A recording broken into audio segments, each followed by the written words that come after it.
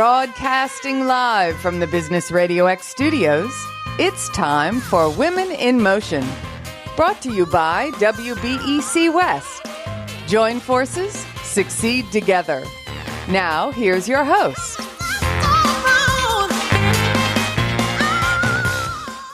Lee Kantor here, another episode of Women in Motion, and this is going to be a good one. But before we get started, it's important to recognize our sponsor, Webeck West. Without them, we couldn't be sharing these important stories.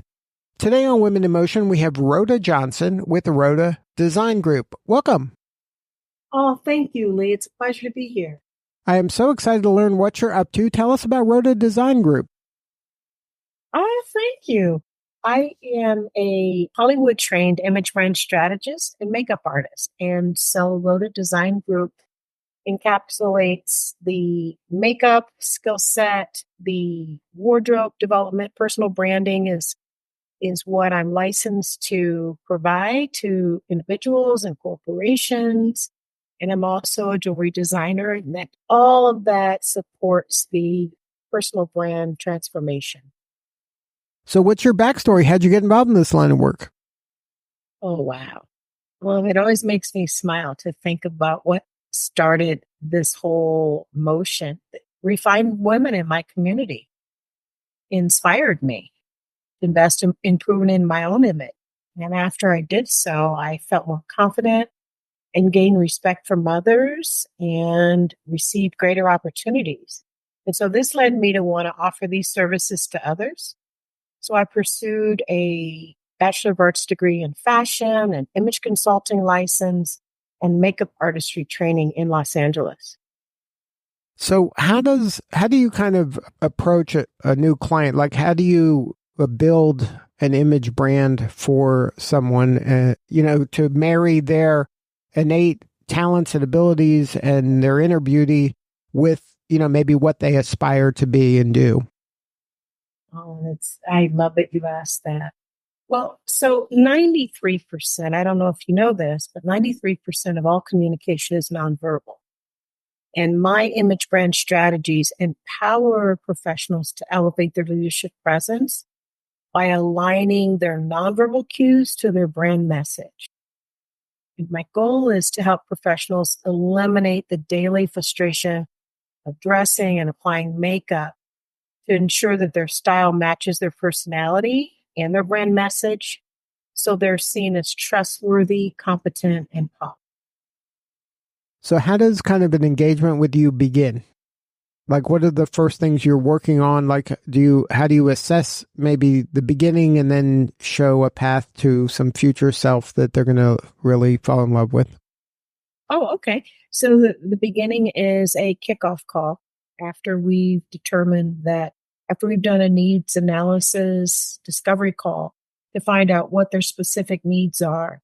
The kickoff call helps to create the North Star as far as developing their personal brand based on the quiz and the questionnaires that I send them before that call that helps me understand their personality, their unique value proposition, what their brand message is.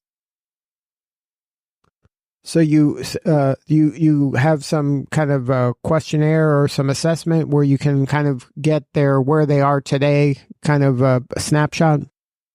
Absolutely. There's an audit that takes place and also a deep dive into who they are and what their goals are, because fashion tells a story. And so by aligning all those nonverbal cues to all of the inner parts of who they are and what their aspirations are, we have a clear message of how they want to be perceived by others. And it helps them show up more confident. Now, are there some mistakes that you see people make time and time again where we go, here we go, they fell into this? Well, I love that you said that. But I think the biggest mistake that I see people making is they're not intentional about how they show up. They don't understand the depth of fashion psychology and color psychology. And so they're putting on clothes that are either on sale, what their favorite celebrity is wearing, and it really doesn't represent who they are and who they're meeting with. And that's key. So is there any kind of low-hanging fruit that a person can do on their own, to at least improve their current state? I would say make sure that you start with a wellness-based lifestyle, because there's no amount of fashion or makeup to cover up exhaustion and stress. And that's the foundation for my work. I really start there because if there's not work-life balance in place, this is just another thing on their to-do list that's going to overwhelm them. And I want to be compassionate in holding space for them in the journey of transformation.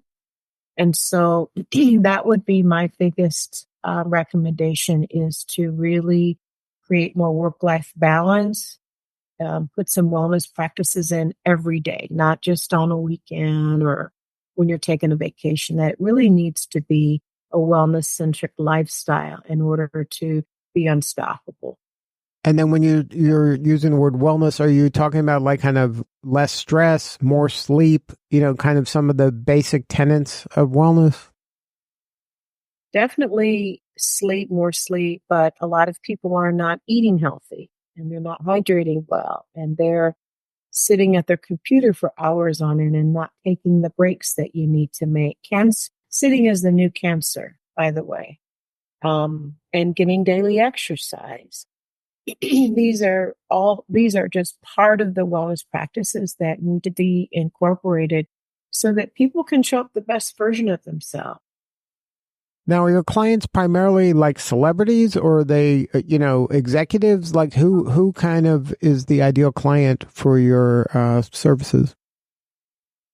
They are both celebrities and executives, but they're also CEOs, C-suite executives that are really trying to take their career to the next level. A lot of times they're people that are making a career change, going in a completely different direction. I have a lot of TED Talk speakers, and so people that are in the public eye. Politicians are part of my client base. So when you're when people are approaching you, are they coming to you from having tried something and it not work, or maybe you're the first time they've ever hired or worked with an image brand strategist? Like where are they in their journey of kind of exploring this practice? Oftentimes they're preparing for something like a speaker, a TED Talk speaker, or someone that's giving a presentation to a large group of people, or they're getting ready to present a high-level webinar. They are people that are rebranding. A lot of times people forget they rebrand their businesses, but they need to rebrand themselves to be in alignment with what they're showing the public in their business, so that the message is the same. Now, you mentioned that you're also a jewelry designer. How did that come about? I was going through a tough time in my life, and I wanted to, and because I'm a creative at my core, Lee, art and nature tend to be my go-tos for helping me get through some tough times. So that's how the jewelry came out. I had no intention of it being a part of my business, but that first year I was designing just for me, I sold $14,000 just off my body everywhere I went. So I thought, oh, okay. And then later I found out, I just put out a blog on this. There's actually research that shows that women that show up in makeup and jewelry, as well as a polished wardrobe, they earn 20% more. And they're considered more competent. So it's an investment worth exploring. Totally. This is why I do this work, is because there's so many studies that reveal that. I stay in research with neuroscience and the research that comes out about this work. There's now more than ever, especially since we've come out of COVID, on how the wearing the right colors and your fashion really affects how you show up in terms of your productivity. That was a research that came out of Northwestern University called the In-Clothed Cognition. they were revealing how what you wear actually informs your brain and helps you to be more productive if you're wearing something professional. And it also informs others on how to engage with you and interact. Now, is there a different strategy now that, as we come out of COVID, that now you're doing more face-to-face interactions as opposed to kind of on a camera? I would say it's blended because I do have clients that are not in my state. And so that was the shift that happened in COVID, was making the services be just as effective virtually as they are in person. But when a person's interacting in person primarily versus interacting, online or virtually, is there a different strategy when it comes to your image? Absolutely. And one of the things that I do that my competitors don't do is there's a whole piece on virtual presence, so that there are certain colors that you can't wear when you're on camera that you could wear in person, for example. So yes, there are different strategies that are in place for virtual presence as opposed to in person. So what is that? Is that a secret, the color to not wear on camera? It's per person. There isn't a one size fits all because, all of us have different skin tones and personalities and also brand messages. So we take into consideration all of those factors and curate a tailored presence that they should have for all of their business setting. And that's probably what is special about your practice, in that everything is custom, right? Because every individual has their own individual goals, their own individual look, their own individual strengths. It takes someone with your kind of overarching skills to be able to meld all that so that you are delivering that correct brand, the correct image brand. Absolutely. I've been in this for 40 years and I'm more passionate about it than I've ever been. But I've worked with some amazing luxury brands in my journey. And just, it's exciting to see how fashion is really catering now more to the mindset of where people are. And I'll tell you what I mean by that. Back in 2022, there was a global trend that came out, dopamine fashion. I don't know if you've heard of it. It came out of the UK, and my daughter said, "Mom, you've always taught this." But there was a fashion psychologist that was prescribing her clients to wear color to get them out of black. I tell people to wear color because color is actually light vibrating at various speeds, and it has the ability to boost our mood. And that's what this fashion psychologist had discovered, is by having her clients get out of the dark, depressing colors and into more vibrant colors, that it actually lifted them out of depression and suicidal tendency. Wow. Now, why was it important for you to become part of the Webeck West community? I love this community.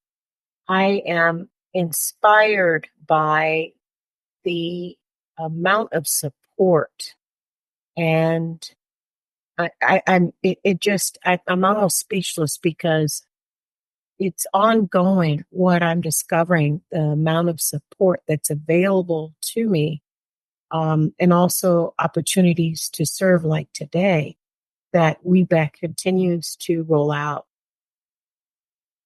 I was part of the national conference, and was my first conference, and it was beautiful. I met so many people from all over the country, and it was just, and even talking to different vendors at the booth, I can just tell you, I've never been a part of a community that's been more supportive about everybody really maximizing their full potential. Now, if somebody wants to learn more about your practice, maybe get on your calendar, is there a website? Is there a way to connect with you on social media?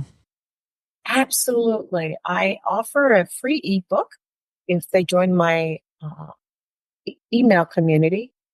I'm on Facebook and LinkedIn and Instagram, and I'm happy to offer what that looks like don't know if you have links or. Yeah, can you share the website, please? Yes, it's RhodaDesignGroup.com. And Rhoda is spelled RHODA. And it's RhodaDesignGroup.com. And then if they search on Facebook, Rhoda Design Group, they'll find you there? Right. And on LinkedIn, I'm Rhoda Johnson. All right. Well, Rhoda Johnson, thank you so much for sharing your story today. You're doing such important work, and we appreciate you. Oh, thank you for the opportunity to share. I hope that someone listening may be inspired, and I'm grateful to be a part of this community. All right. This is Lee Kantor. We'll see you all next time on Women in Motion.